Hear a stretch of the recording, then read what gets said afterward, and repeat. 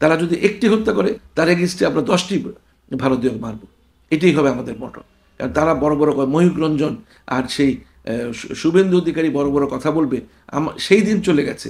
এখন বাংলাদেশ অনেক শক্তিশালী হয়ে গেছে ইউনূস সাহেবের নেতৃত্বে।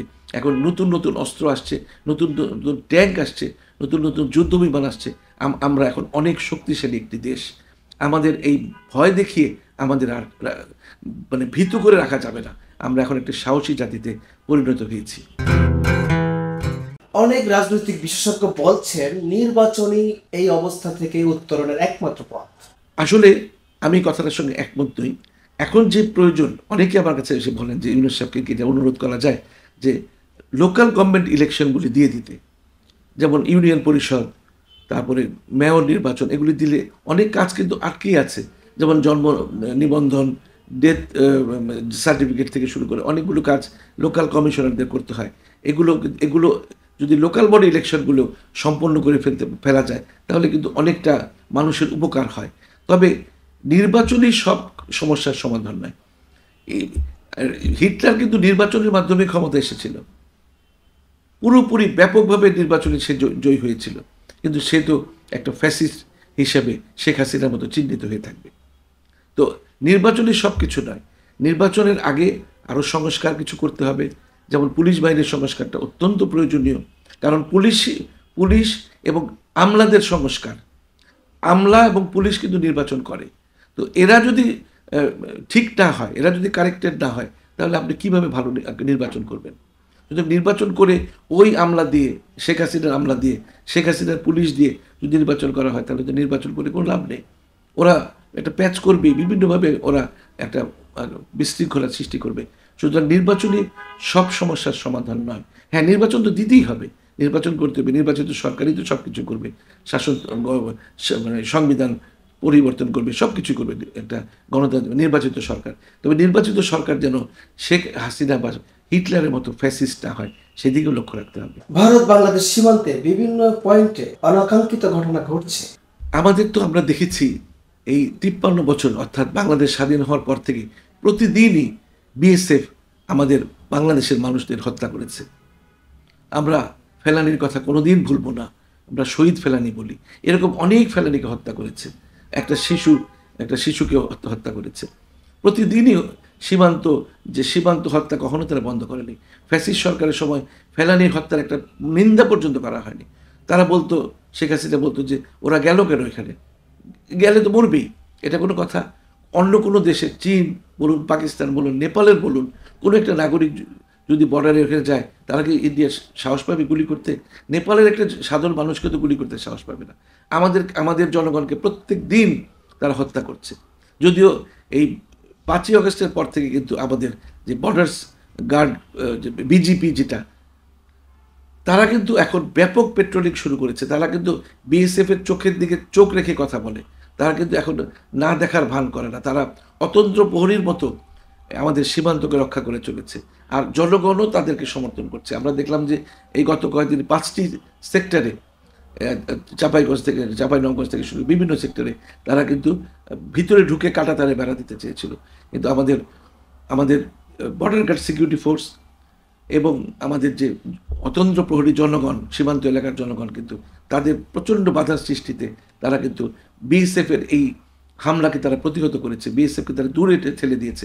এবং একটি জায়গায় দেখলাম যে একটা নদী ছিল, নদীটির ভারত এতদিন ব্যবহার করতো, বাংলাদেশের মানুষ একটু পানি পর্যন্ত থেকে নিতে, এক বালতি পানি নিতে পারতো না। এখন সেই নদীটি আমাদের দখলে চলে এসেছে।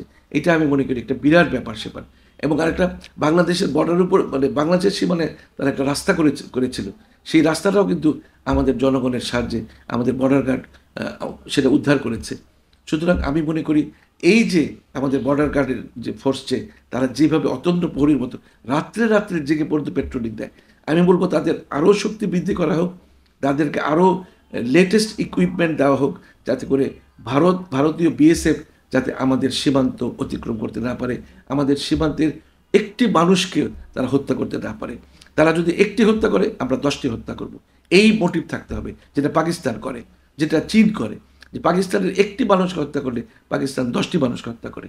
এখানে আমি মনে করি কোনো রকমের আমাদের কোনো দুর্বলতা রাখা যাবে না, কোনো কোনো রকমের মানবিকতা এখানে নাই। তারা তো কোনো মানবিকতা দেখা যায় না।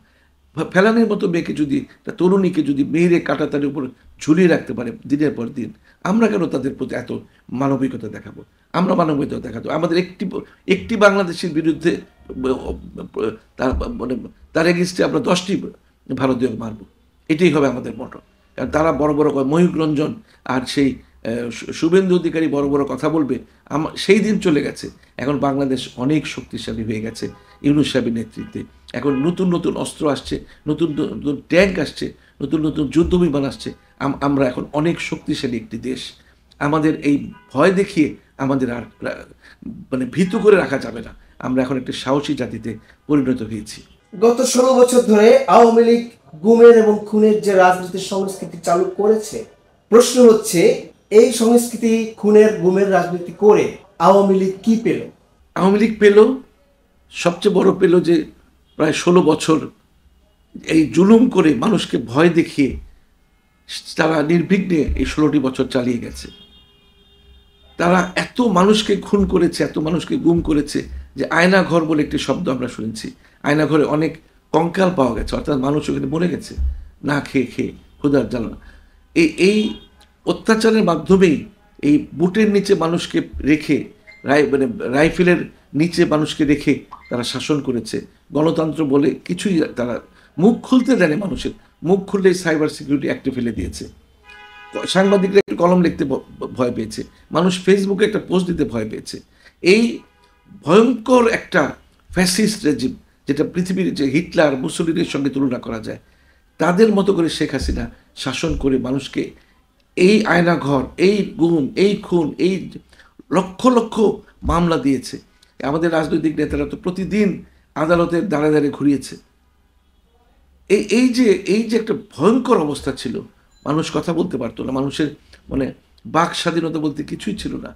4-5জন মানুষ একসঙ্গে একটা মিলে গল্প গুজব করছে, ডিজেফাই এনএসআই লোকজন এসে তুলে নিয়ে গেছে, তোমরা কি গল্প করছো? আমি একটা মিলাদে গিয়েছি, একজন মানুষ বলেছে, সেখানে ধর্মীয় আলোচনা হচ্ছে, রসুল সাল্লাল্লাহু আলাইহি ওয়াসাল্লামের উপর দরুদ পড়া হচ্ছে, দেখি পুলিশ এসে হাজির হয়েছে। আমাকে জিজ্ঞেস করছে আপনারা কি করছেন? আমি বলছি আপনি দেখছেন না যে মিলাদ পড়ছি। তো এই অবস্থা, মানে 4-5জন বা 10জন মানুষ একত্রিত হলেই হাসিনা মনে করতো তার বিরুদ্ধে বোধহয় ষড়যন্ত্র হচ্ছে। এইভাবে তারা নিষ্পেষণ চালিয়ে, নিষ্পেষণের জাতাকলে মানুষকে ফেলে তারা 15-16 বছর শাসন করেছে। আমাদের এই যে ইউনূস সাহেব ক্ষমতা এসেছে, এখন দেখেন কত গণতন্ত্র, মানুষ সব ফেসবুকে লিখছে, কথা বলছে, টেলিফোনে আড়ি পাতা হচ্ছে না, মানুষ কি সুখে আছে। যারা বলে যে আগেই ভালো ছিলাম, আমি বলি তাদের জিভ কেটে দেওয়া উচিত। আগে কি ভালো ছিলেন আপনি? খাওয়াটা কি বড় কথা? আমরা কথা বলতে পারবো, একবেলা খেয়ে আমরা থাকতে রাজি আছি, কিন্তু আমরা কথা বলতে চাই, আমরা লিখতে চাই, আমরা বলতে চাই, আমরা শুনতে চাই। আমাদের এই স্বাধীনতা তো আমরা ফেরত পেয়েছি, এটাই তো সবচেয়ে বড় পাওনা।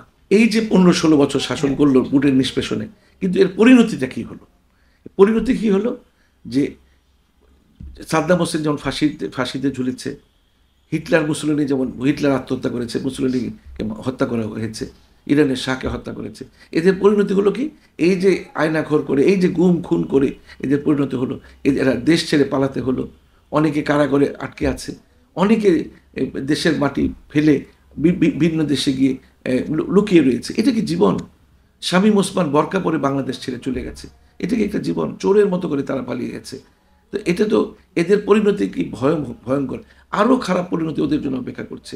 এরা এই যে নিষ্পেষণ করেছে, এটার পরিণতি আল্লাহর তরফ থেকে আসবে।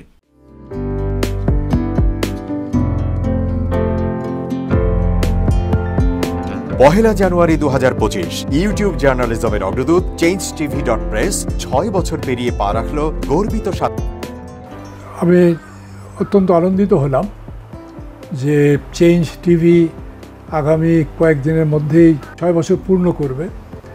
হাঁটি হাঁটি পা পা করে চলা শুরু করে এখন সে বেশ দৌড়াদৌড়ি করছে বলা যেতে পারে। ও নামটাও অত্যন্ত বলবো যে সিগনিফিক্যান্ট, যে চেঞ্জ, এই গণঅভ্যুত্থান কিন্তু চেঞ্জ চেয়েছে। সেই হিসেবে তোমার টেলিভিশনের, তোমার এই চ্যানেলের নামের একটা যথেষ্ট মিল পাওয়া যায়। আমার প্রত্যাশা যে এই গণঅভ্যুত্থানের যে প্রত্যাশা, যে আশা আকাঙ্ক্ষা, চেঞ্জ টিভি সেটিকে এগিয়ে নিয়ে যাবে। তোমাকে শুভেচ্ছা। চেঞ্জ টিভি যারা সম্পৃক্ত আছেন, যারা কর্মী আছেন, সামনে পেছনে সকলকে আমার শুভেচ্ছা। changetv.press, এক ফোঁটা হলুদও নেই। Online TV channel change TV 6 বছর ধরে ওনারা কাজ করে যাচ্ছেন। ইতিমধ্যে জনগণের হৃদয়ে স্থান করে নিয়েছেন। প্রায় 22 লাখ সাবস্ক্রাইবার আছে এর। আর যে কোনো অনুষ্ঠান 10 লাখের মতো মানুষ এটা প্রতিদিন মানুষ দেখে থাকে। আমিও এই চ্যানেল নিয়মিত দেখি। তো চেঞ্জ টিভির পক্ষে ওরা আমির মোমিনুল মানিক সাহেবের উপস্থাপনা, প্রশ্নের ধরন, এগুলো জনগণ দেখতে চায়, শুনতে চায়। আমি চেঞ্জ টিভির উত্তরোত্তর সমৃদ্ধি কামনা করছি।